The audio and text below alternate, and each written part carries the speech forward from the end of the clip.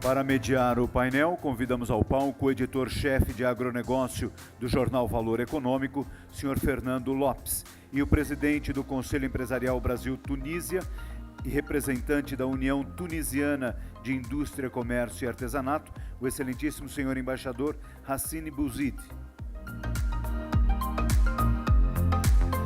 Para compor o painel, convidamos o coordenador do Centro de Agronegócios da Fundação Getúlio Vargas, excelentíssimo senhor Roberto Rodrigues. O secretário-geral da Federação das Câmaras Egípcias, senhor Ala Es. O professor e pesquisador da Embrapa, senhor Eduardo Assad.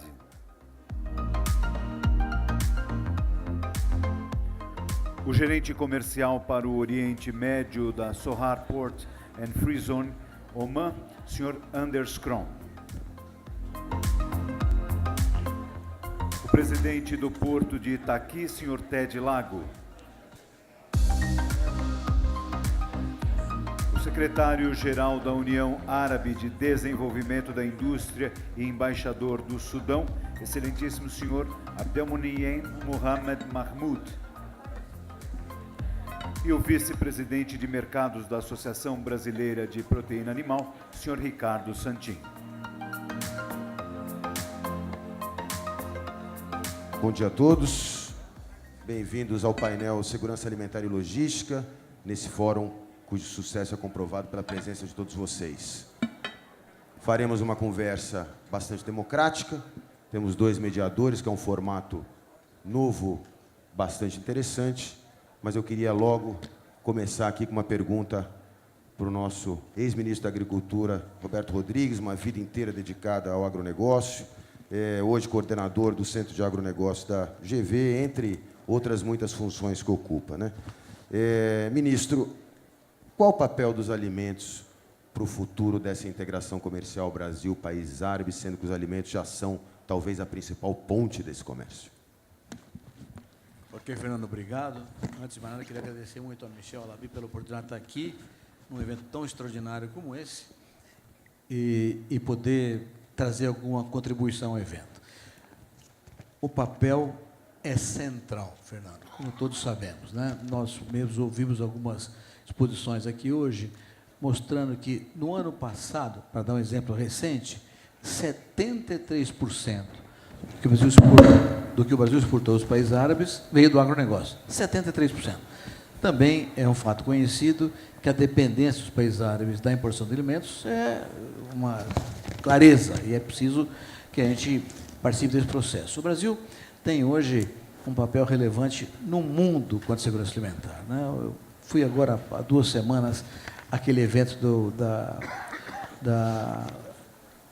USDA, em Washington, sobre segurança alimentar no mundo. Foi a primeira vez que teve um painel só do Brasil. E ficou claro, mais uma vez, Fernando, e todo mundo reconhece esse fato, de que nos próximos 10 anos, para que haja segurança alimentar no mundo inteiro, é preciso que a oferta de alimentos cresça 20%, globalmente, em 10 anos. Mas a própria USDA reconhece que, para que o mundo cresça 20%, o Brasil tem que crescer 41%, mais do que o dobro que o mundo deverá crescer. Então, o papel do Brasil na segurança alimentar global é central, como também será central em relação aos países árabes. A relação entre o Brasil e os países árabes na questão alimentar é tão óbvia e tão natural que é estranhável que não tenhamos avançado muito mais do que avançamos. Então, eu tenho a grande esperança de que esse evento resulte uma série de propostas e projetos que façam crescer muito mais do que é hoje a oferta de alimentos do Brasil aos países árabes. Hoje nós somos produtores de café, de soja, suco de laranja, carne halal. Podemos crescer muito mais em carne de frango, em frutas, em olerícolas, em orgânicos, muito mais, dada o potencial que o Brasil tem em relação a esse tema. Onde que espero que desse evento, Michel, saia um resultado importante para o Brasil para os países árabes, que são irmãos univitelinos por definição. Muito obrigado, doutor Roberto. Nós sabemos que o senhor tem um compromisso. Na hora que o senhor tiver que nos deixar, por favor, fique à vontade. Eu passo a palavra, então, para Abdelmaniam Mohamed Mahmoud, secretário-geral da União Árabe para o Desenvolvimento das Exportações Industriais. Por favor.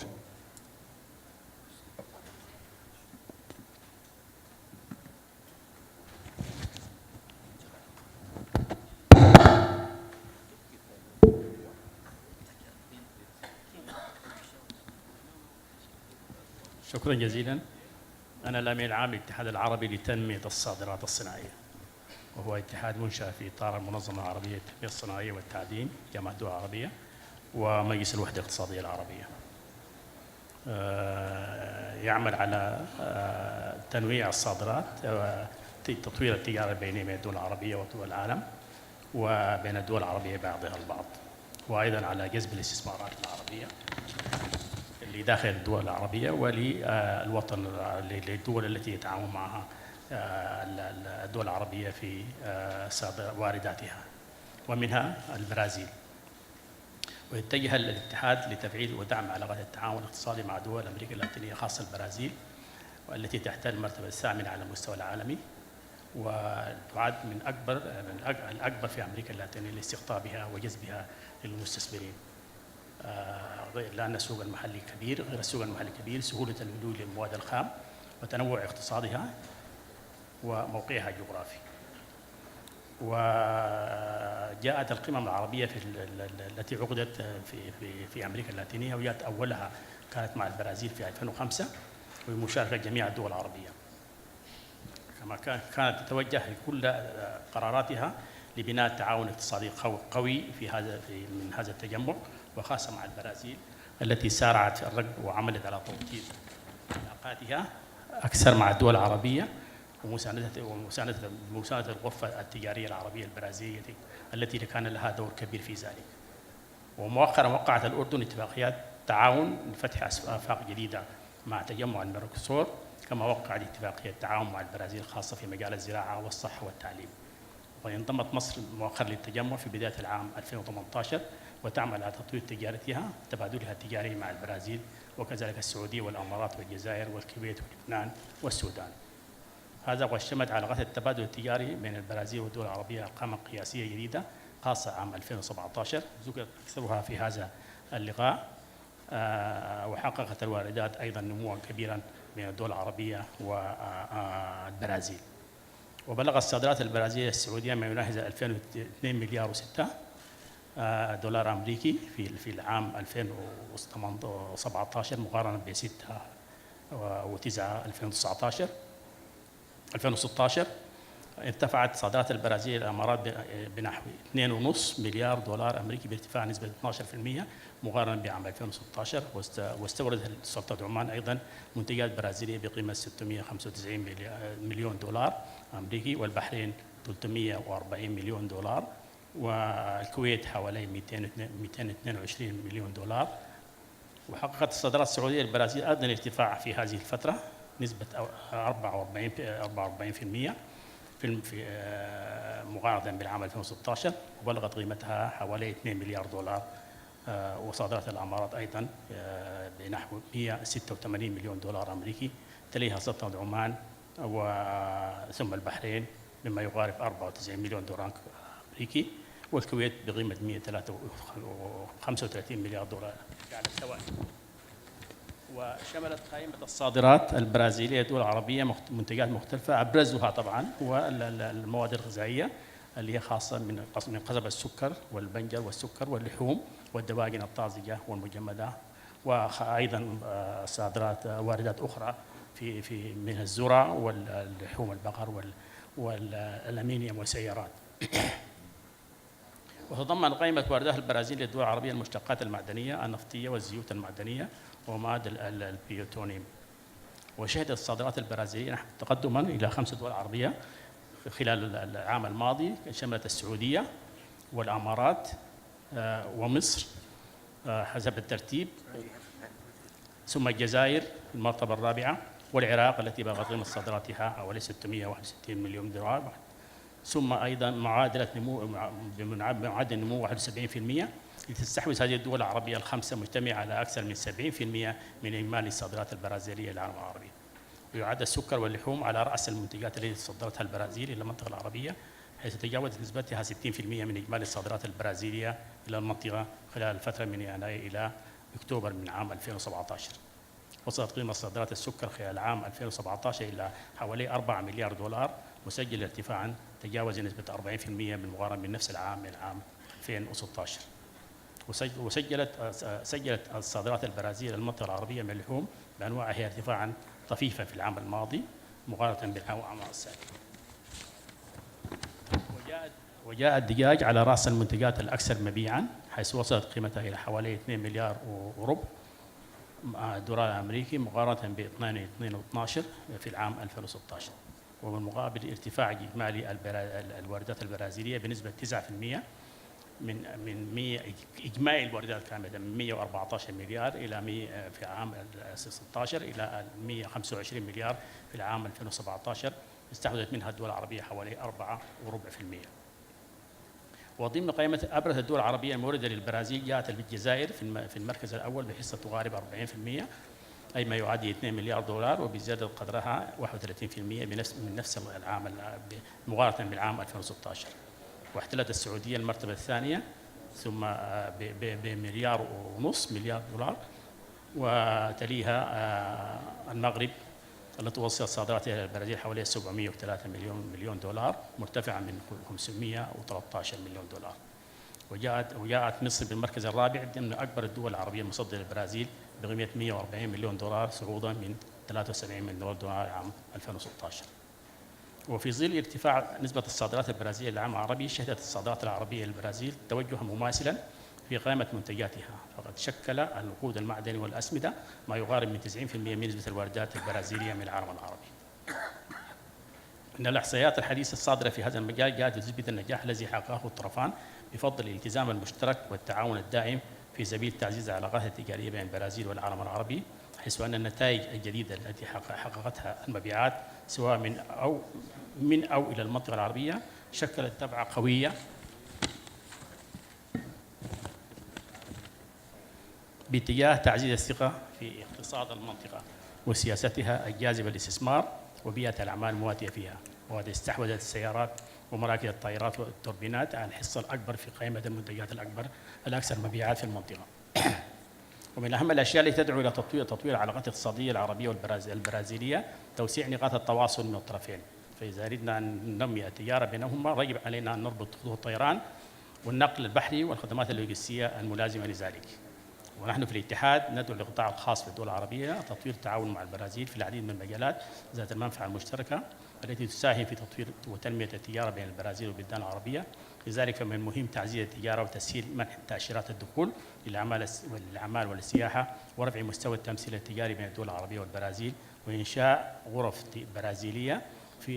عربية برازيلية في الدول التي ليس لديها غرف عربية برازيلية، وتهيئة البيئة المناسبة لتشجيع وضمان الاستثمار بين الجانبين.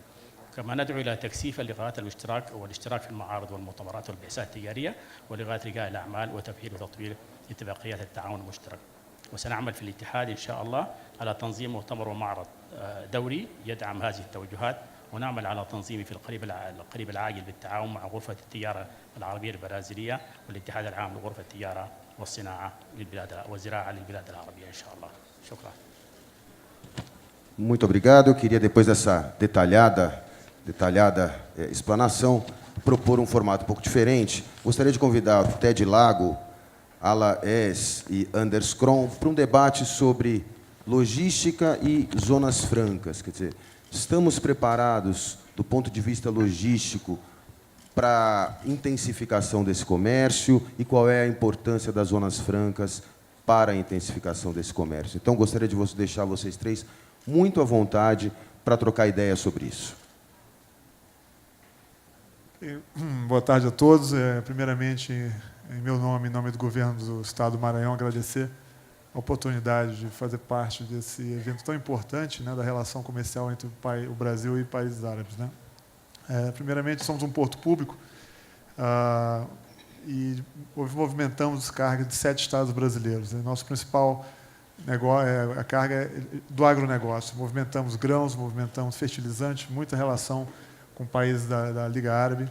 E desde 2015 iniciamos um diálogo, através da Câmara de Comércio Árabe Brasileira, de aproximar esse mercado para sermos, sim, um hub dessa nova região, dessa nova fronteira agrícola que se expande cada vez mais. Hoje representa mais de 50% da produção de proteína brasileira e atende ao mundo com isso. Na questão das zonas livres, né, nós, como eu falei, nós estamos numa área ainda de baixo desenvolvimento industrial. Né? Nosso principal foco de negócio, o Estado se encontrou na produção de proteína e dialogamos com vários países, principalmente da Ásia, na questão da segurança alimentar. É claro que o aspecto logístico é fundamental. Né? Alguns diferenciais do nosso porto é a localização em relação aos principais mercados mundiais, seja a Ásia pelo Canal do Panamá, Oriente Médio pelo Canal de Suez e América do Norte e Europa, né? Reduzindo entre 5 a 9 dias o tempo de viagem em relação aos portos da região Sudeste. Né? Falamos muito das zonas de processamento de exportação. Né? São zonas que, em algumas regiões do país, já foram criadas para que mercadorias possam ser agregadas valor, transformadas, utilizando os recursos naturais que o Estado possui ou a região possui. Né? Estamos trabalhando com isso junto ao governo estadual, mas, no momento, o que nós buscamos é exatamente isso, aproximar essa relação com os países da Liga Árabe e sermos um porto preferencial na movimentação de grãos e proteínas, seja ela vegetal, seja ela animal. Foi falado no painel anterior na necessidade de agregar valor e adensamento, né, dessa cadeia através de investimentos em indústrias, né, que possam processar alimentos e outros, principalmente usando tecnologia. Então, do nosso ponto de vista, sem dúvida, nos interessa muito estabelecer contatos bilaterais e que a gente possa trocar experiências e trocar ferramentas que possam desburocratizar, né? Principalmente esse aspecto aduaneiro, de questões fitossanitárias também, e que possamos ter uma ponte virtual entre a região norte, o arco norte brasileiro, hoje, que se destaca, a última grande fronteira agrícola mundial. Hoje são quase 6 milhões de hectares que ainda tem disponibilidade para a expansão do agronegócio. Deixar muito claro que são áreas já degradadas, não são áreas de florestas virgens, são áreas que estavam sendo utilizadas para a criação de gado de forma extensiva, que agora transforma em proteína vegetal. Né? Então, Sohar, sem dúvida, é uma região importante. Nós temos nosso complexo portuário, é o maior complexo brasileiro hoje, com 230 milhões de toneladas, envolve o terminal privado da Vale, de minério de ferro, que, se não me engano, também tem uma presença importante em Oman. E temos aí exatamente aberto esse diálogo. Temos hoje um grupo de trabalho para a exportação do gado vivo, já fizemos exportações de boi em pé, carne de boi vivo, para o Oriente Médio em 2015, 2016. Estamos agora concluindo um trabalho exatamente para formalizar isso e atender a essa expectativa. Né? Mas, de qualquer maneira, estou aberto também para outras perguntas no tema. Good afternoon. Just a short introduction of Sohar Port and Free Zone in Oman. We are a joint venture between Port of Rotterdam from the Netherlands and the Oman government. So we're a 50-50 joint venture. One of our biggest links to Brazil is the investment by Vale from Brazil of $1.5 billion into Sohar for an iron ore pelletization plant. And another sector where we see a big growth is in the food industry. And as you know, the GCC countries are a big food importer. Around 70% of all food consumed in the region is imported. And as been highlighted earlier today, Brazil is one of the biggest suppliers in the world to the Middle East and a very important partner for the food industry. So we see more important opportunities to develop the food sector in the Middle East, both by adding processing plants, for example, in the Middle East, like BRF have invested in the United Arab Emirates for food processing. We see more examples and opportunities for this. But we also see the opportunities to improve the infrastructure in Brazil, because a lot of the challenges is in Brazil for the exports of the food products. The lack of the infrastructure in terms of the port, the draft in the water, there's opportunities to increase the size of ships that can call Brazilian ports, for example. But in the Middle East, we have quite good infrastructure, so we could handle bigger vessels as well. So if Brazil could improve the infrastructure, we could probably leverage this further and improve the size of the vessels and more efficient exports from Brazil as well. But we also see opportunities with the free zone, especially because with the free zones, the main purpose is to make easier business and improve the ease of doing business. Maybe you can't change the regulation in the whole country, but you can do it in a dedicated zone, try it out and see how it does. And it has been very successful in the Middle East, where we see that different incentives and different rules and regulations have attracted foreign investment. And it's so how we have attracted to date $27 billion of investment in 15 years, which is a big success for us. And we have seen the benefits of having those easy doing business, the rules and regulation in the free zone as well. So I think that's certainly something Brazil can learn as well and see how you can implement it in certain zones to improve ease of doing business, and especially on the customs and other regulations. Thank you. Só para, se pudesse comentar um pouco, realmente é muito debatido no Brasil a questão dos gargalos da logística, né? Então, mais um diferencial, né? Acho que eu estou no meu papel de apresentar o meu porto aqui. Hoje nós temos alguns diferenciais em relação a alguns portos da região. Principalmente hoje nós somos atendidos com 2.000 quilômetros de ferrovia, uma ferrovia de alta capacidade, operada por uma concessionária privada, que liga o porto do Itaqui, no Maranhão, até Anápolis, ali próximo a Brasília, né? Então, exatamente a espinha dorsal que atravessa toda essa grande região produtora do país, né? E quando o colega fala na questão dos navios, nós hoje operamos... Por sermos vizinhos da Vale também, nosso canal ele opera 25 metros de profundidade, nosso porto opera entre 15 e 19 metros. Então, hoje operamos os principais navios, os maiores navios graneleiros ou de combustível, eles operam carregados no porto do Itaqui e não conseguem operar em outros portos brasileiros. E, além dessa profundidade, nós temos 7 metros de variação de maré, que nos dá realmente a possibilidade de navios de maior porte. Por que eu falo isso? Porque estamos diretamente ligados à questão do custo logístico, né? Você tem uma ideia de você migra de um navio de 30 a 40 mil toneladas para um navio de 70 mil, você pode ter uma redução entre 4 a 6 dólares por tonelada de economia na movimentação de cargas. E, no caso, quando você usa a ferrovia, você também tem um ganho considerável de tempo de viagem, de trânsito, e também na questão do custo operacional. Um dos trabalhos que nós fazemos no porto, junto aos parceiros privados, é exatamente monitorar e acompanhar a questão do custo logístico, né, para tomar todas as ações necessárias para diminuir, seja o tempo de espera de navio, seja o tempo de processamento da carga na área primária da área alfandegada e também todo o aspecto logístico. Então, era apenas um complemento. Peço aos debatedores para ficarem à vontade, né, pedir já a opinião do doutor Alaes sobre esse assunto que nós estamos falando, e vou pedir para a gente falar um pouquinho mais devagar para dar tempo para os tradutores poderem fazer bem feito o trabalho deles. Por favor, doutor Alaes. Thank you very much. يمكن هتحدث بالعربية في الجلسة، واستسمح السفير المصري ان لن اتحدث كمصري ولكن هتحدث كعربي. مش هعيد الارقام، الوطن العربي بيستورد حوالي تقريبا 60% من غذائه و60% من مدخلات الصناعة الغذائية، والبرازيل تورد نصف هذه الكمية، وبالتالي البرازيل هي شريك رئيسي بالنسبة لنا. جزء مهم جدا تجاهلناه، احنا يمكن لابد ان نبدا في التحرك من الحديث حول التعاون المشترك، ونبدا في التركيز على تنويع المزيج السلعي الذي نتعاون فيه. احنا كلنا بنتكلم على كوموديتيز، بنتكلم على سلع غذائيه القيمه المضافه فيها للطرفين محدوده جدا.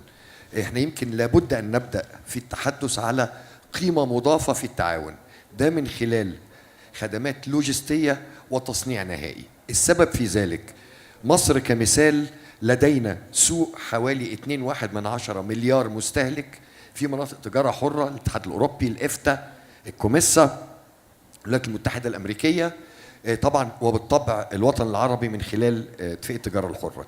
وده يجيبني للاليات المتاحه لاستغلال هذه امكانيه التعاون. حاليا يوجد مناطق تجاره حره ومراكز لوجستيه واعده، سواء في مصر، في المغرب، في عمان كما أثير، وطبعا بالطبع في دبي ودول مجلس التعاون الخليجي. التعاون يجب أن يكون اختيار مراكز محورية داخل دول الوطن العربي، واستغلال البرازيل كمركز محوري ليس فقط للمركزير ولكن نمتد إلى أمريكا الوسطى وأمريكا اللاتينية. الجزء الآخر الذي يجب أن نركز عليه تركيزا فاعلا وهو التصنيع من أجل التصدير. يجب أن نتوقف عن التعامل فقط في الكوموديتيز وننظر إلى منظور أوسع كثيرا. هناك مشاريع عملاقة في الوطن العربي. مصر كمثال لدينا مشاريع محور قناة السويس وميناء روتردام من ضمن المواني اللي داخله في هذا المشروع. لدينا 1.5 مليون فدان استصلاح زراعي، والبرازيل لديها خبرات، فنقل التكنولوجيا والتعاون في هذا المجال من أهم ما يمكن. الشركات البرازيلية يجب ألا تنظر إلى الوطن العربي كمقصد إلى 400 مليون مستهلك فقط، ولكن يجب أن تنظر إلى 2 مليار مستهلك في مناطق التجارة الحرة.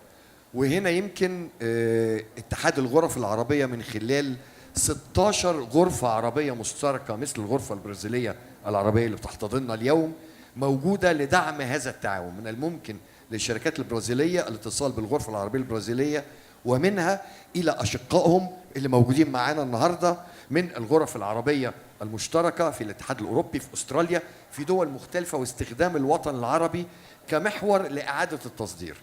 بنتكلم على طاقة جديدة متجددة، بنتكلم على مكونات صناعة السيارات اللي بدأت تزدهر في المغرب وفي مصر. هناك صناعات متعددة من الممكن أن نتعاون فيها وكنا نتجاهلها في السنوات الماضية. الجزء الهام جدا، ما حدش بيطلب من الشركات البرازيلية أن تأتي باستثمارات. لدينا من هيئات المعونات والبنوك الإنمائية أكثر من 22 مليار دولار من المنح والقروض الميسرة المتاحة لتفعيل هذا التعاون، وده اللي لازم نركز عليه. وهناك حصر قام به اتحاد الغرف المصرية مع اتحاد الغرف العربية، وهيكون موجود على الويب سايت للغرفة العربية البرازيلية بدءا من اليوم، بال 22 مليار دولار المتاحة بشروطها، كيفية الحصول عليها، تقوم الشركات البرازيلية بجلب الماركت اكسس، تكنولوجيا، التعاون الاستراتيجي والتمويل متاح. لا أحد يطلب تمويل من الشركات البرازيلية. آخر شيء ويمكن ده الجزء الهام جدا، احنا بنتكلم على إنشاء مراكز هاب بورتس في الوطن العربي مع هاب بورت في البرازيل.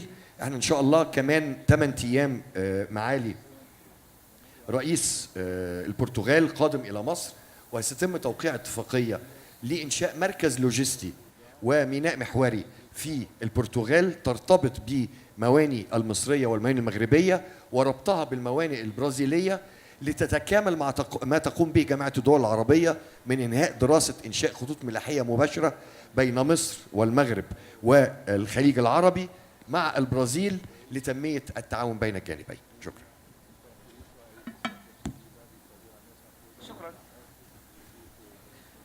Favor, fica à vontade. شكرا. اولا اريد ان اقدم نفسي. انا السفير حسين بوزيد، كان لي الشرف ان اشتغل بالبرازيل 5 سنوات كسفير لدى الجمهوريه الفيدراليه البرازيليه، ثم بعد عملت كسفير للجامعه العربيه بمدريد، والان انا رئيس مجلس الاعمال التونسي البرازيلي التابع الى الاتحاد التونسي للصناعه والتجاره، وهي اكبر منظمه اعراف. ينالني الشرف اليوم أن أتحدث، أن أشارك في هذا الجمع بخصوص حول موضوع الأمن الغذائي. وكما تعلمون هو موضوع هام وهام جدا ومعقد ومتشعب ويهم جل البلدان بنسب متفاوتة. فكما تعلمون هناك 900 مليون في العالم يشتكون من نقص التغذية، وبالطبع 900 مليون هذا عدد هام. بالطبع لماذا هذا عدم وجود الأمن الغذائي؟ هناك أسباب عديدة ومتنوعة،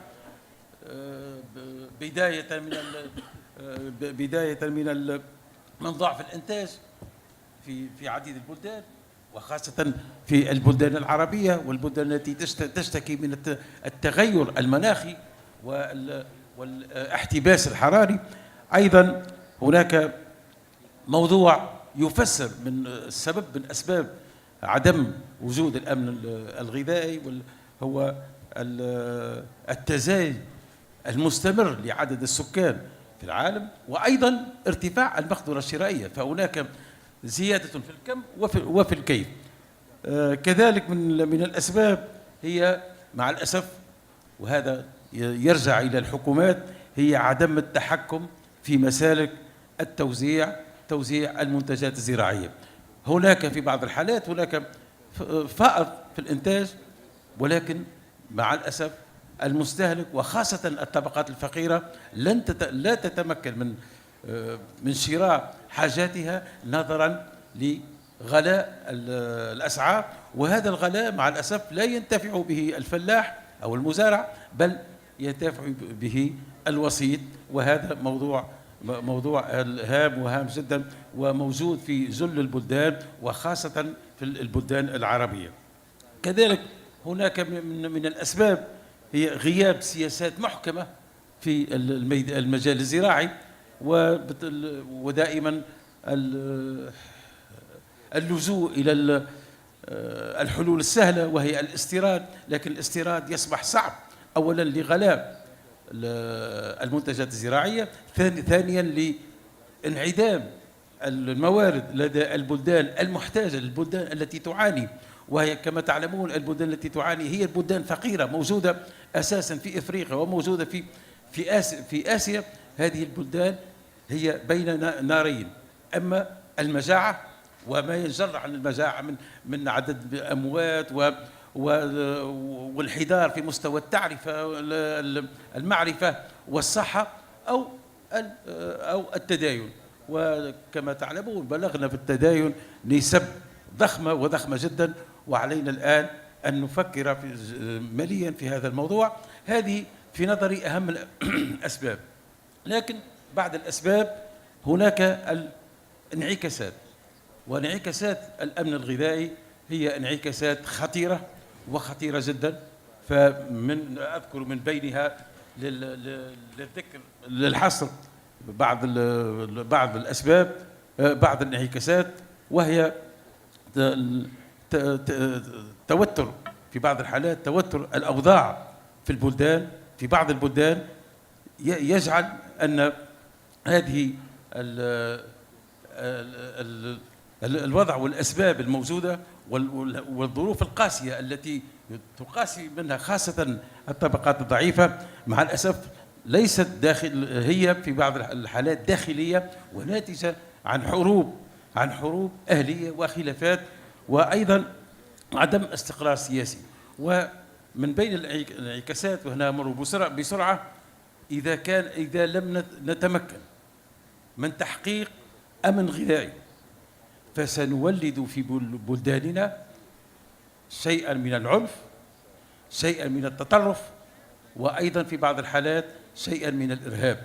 فهذا الموضوع يكتسي صبغة، موضوع الأمن الغذائي يكتسي صبغة اجتماعية، صبغة اقتصادية، وأيضا صبغة سياسية. الآن أمام هذا، مررت بسرعة على الانعكاسات والأسباب، ما هي الحلول؟ لأن لا يكفي أن نتحدث عن الأسباب والانعكاسات. ما هي الحلول؟ أنا أرى أن الحلول في نظري هي على مستويين. هناك حل على المستوى الداخلي، على كل بلد أن يتحمل مسؤوليته في هذا الموضوع، وذلك بوضع استراتيجية محكمة ومسؤولة في الميدان الزراعي والإصلاح الزراعي. لأن أولا وقبل كل شيء يجب أن نتوصل إلى إصلاح زراعي هام وشامل، خاصة نحن المنتمون إلى بلدان فقيرة أو فقيرة نسبيا.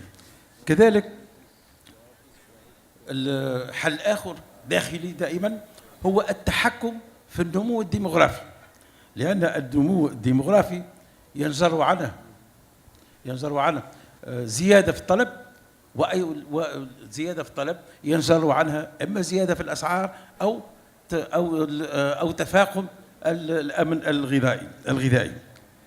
كذلك حل داخلي هو تشجيع الإنتاج الزراعي بكل الوسائل، بالإصلاح الزراعي، بإسناد القروض لفائدة قطاع الزراعة، وأيضا بسياسة تشجيعية حقيقة رشيدة ومحكمة. وأخيرا وليس آخرا، وهنا أمر إلى المستوى الخارجي، يمكن أن نتغلب على هذا الموضوع بالإضافة إلى ما قيل من قبل الأمور اللوجستية والموانئ. لكن الآن أرى أن هناك حل على المستوى الخارجي، وهو وهو التعاون الدولي، التعاون مع البلدان الصديقة والشقيقة، التعاون بالطبع في إطار المصلحة، لأن ليس هناك عواطف في التعاون، بل هناك مصالح. ومن بين البلدان التي يمكن للبلدان العربية أن تتعاون معها هي البرازيل. البرازيل هذا البلد الذي أنعمت عليه الطبيعة بموارد هائلة وموارد هامة، جعلت منه ثاني أكبر مصدر للمنتجات الزراعية. فيمكن لنا أن نقيم تعاونا مثمرا، تعاونا مربحا للطرفين، وأيضا تعاونا طويل المدى ننظر بفضل شراكة محكمة، وليس لا نطلب المساعدة، ولكن نطلب أن تكون هناك شراكة حقيقية مربحة إلى البرازيل وإلى البلدان العربية. فحقيقة أنا أرى أن أهم الحلول هي داخلية، ولكن أيضا هناك التعاون الدولي الشريف والنزيه. وشكرا سيدي. O embaixador tocou em questões muito importantes, né? Eu queria aproveitar a presença do professor Eduardo Assad para perguntar qual é o papel da tecnologia, não só para a segurança alimentar, mas também qual pode ser o papel da tecnologia agregada, ligada à agropecuária, capaz de promover essa aproximação que o embaixador se referiu também, esse intercâmbio. Muito obrigado, queria agradecer o convite que foi feito. Eu estou olhando ali no relógio que eu já estou 4 minutos atrasado. Ultrapassei meu tempo, 4 minutos. Antes de entrar nesse assunto, somente uma curiosidade. Eu tenho 60 anos que sou sírio. Meu avô veio para cá com 3 anos de idade. Minha avó era libanesa. E nos meus 35 anos de profissão em ciência e tecnologia, é a primeira vez que eu sento com os países árabes para a gente trocar uma ideia e buscar soluções. Já sentei com centenas de países do mundo, mas nunca me foi dada a oportunidade de sentar aqui e discutir soluções em cima de tecnologias que são muito similares. Nunca é tarde para começar. Nós temos muita coisa para trocar com todos esses países. E obviamente, que não preciso dizer que o quibe faz parte da minha alimentação diária. Qual o papel da tecnologia nessa brincadeira toda que nós estamos falando aqui? Nos anos 60, comer frango no Brasil era comida de domingo, era dia de festa. Não se comia frango no Brasil. Não tinha frango no Brasil. A gente comia domingo. Outras coisas também, a bife existia o tempo todo. A gente comia muita carne, mas não se comia frango, o peixe era raro, existia muita importação de produtos. E a gente ia levando. O Brasil era um importador de alimentos. Nos anos 70, nós tomamos uma decisão, o Brasil tomou uma decisão, sábia decisão, de juntar grupos e tomar uma decisão política, que foi formar pessoas na área de ciência e tecnologia em ciências agrárias. É o maior sucesso em formação de pessoas no Brasil nos últimos 40 anos. Nós mandamos jovens cientistas para o mundo inteiro. A gente mandou gente para o mundo inteiro. Rodamos esse mundo e cada um voltou com o seu conhecimento, veio para cá e começou a trabalhar.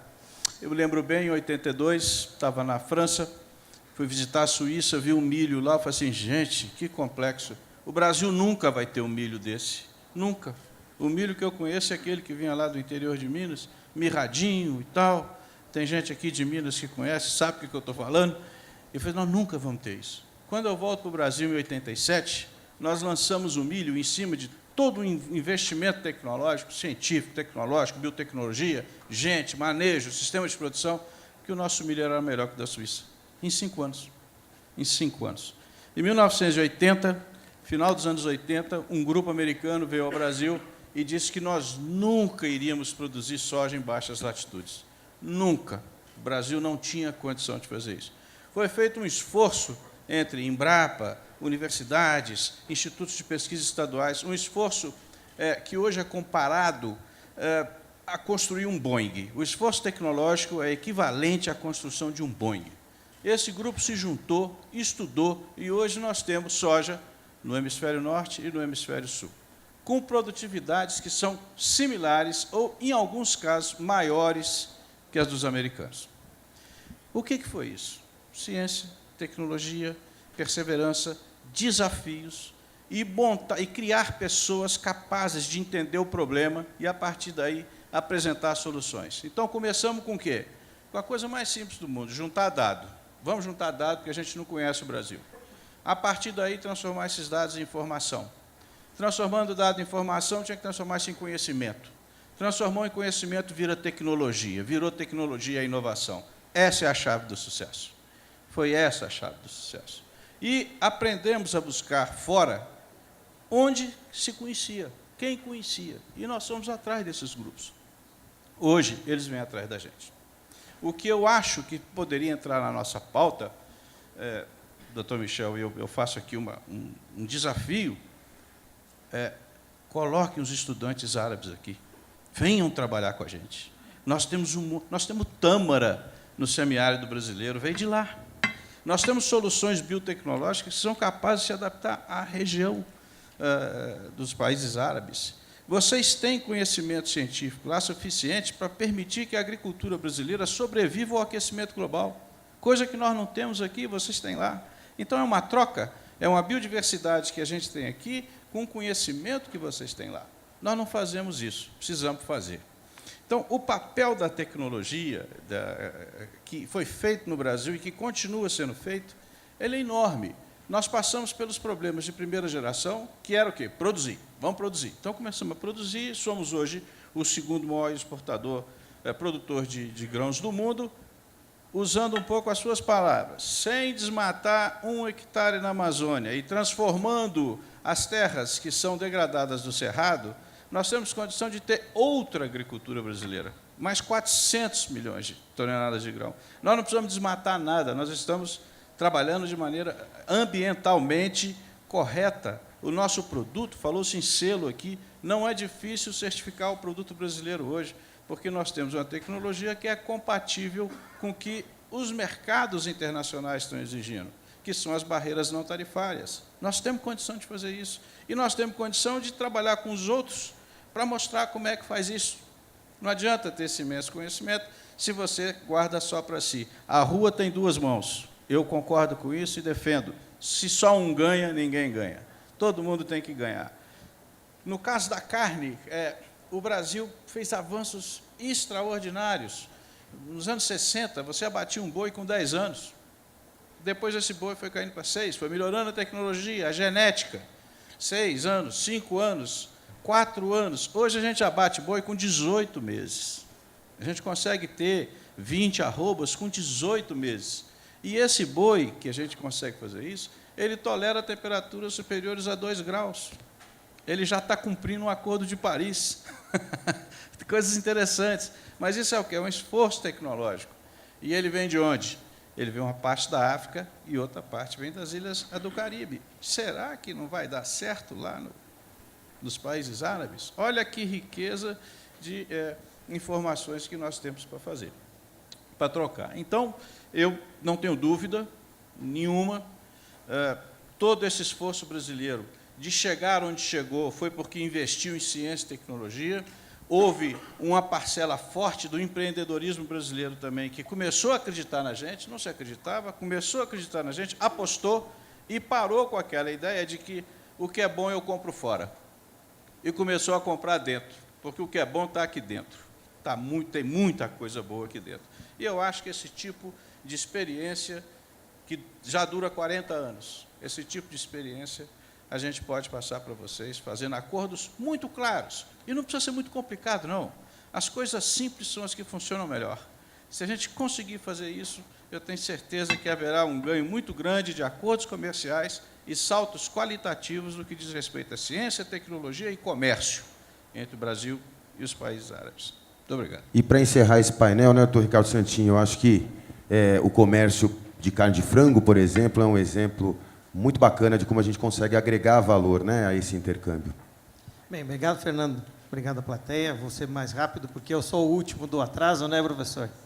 Mas é um prazer imenso estar aqui. Trago a palavra do presidente Turra para celebrar essa parceria de longo prazo que nós temos entre o Brasil e o Oriente Médio.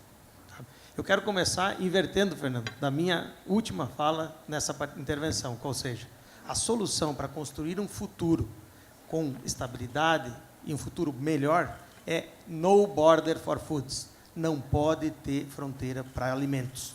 É isso. O Brasil hoje não é só o maior exportador de carne de aves do mundo, mas também o maior produtor de carne halal de aves do mundo. Nós produzimos exportamos 1.440.000 toneladas no ano passado. E para vocês que são dos portos, são 1.100 containers por semana que saem do Brasil se a gente fizer só o Oriente Médio, professor. Mas se colocarmos também o norte da África, o MENA, como chama Middle East e Norte África, nós vamos para 2.100.000 toneladas, 3 bilhões e 100 milhões de dólares em uma produção que tem mais de 40 anos, garantindo parceria de segurança alimentar. Nada mais que isso. É lógico que podemos ter movimentos disruptivos no mundo, como fazer farináceos de insetos, podemos buscar água, dessalinizar com energia solar, mas tudo isso são processos que demoram e demandam investimentos. E alguns países, principalmente os em desenvolvimento, precisam optar por onde vão subsidiar. Vamos subsidiar a saúde do nosso povo ou uma indústria para fazer alimento, se eu posso comprar alimento barato de quem já o faz há mais de 40 anos. Por isso que o Fórum Econômico é importante, Michel, que a gente tenha mais investimentos nessa indústria alimentícia do Brasil, que as indústrias do Brasil possam também fazer investimentos lá para crescer essa parceria, consolidando essa relação, que é uma relação de amizade, e, acima de tudo, buscando garantir que a produção local, que não é suficiente, não deixe faltar comida nos países. Muito obrigado, doutor Ricardo. E por falar em segurança alimentar, um bom apetite a todos vocês daqui a pouco na hora do almoço. Muito obrigado.